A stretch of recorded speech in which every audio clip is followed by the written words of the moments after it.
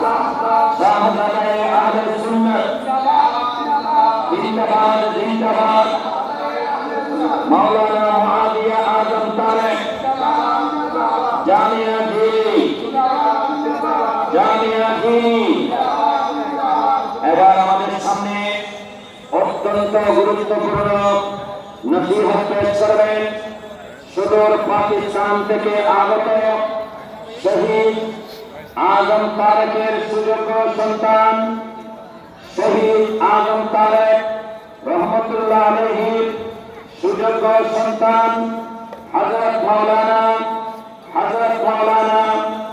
मुआविया आजम तारेक दामत बरकातुहुल आलिया।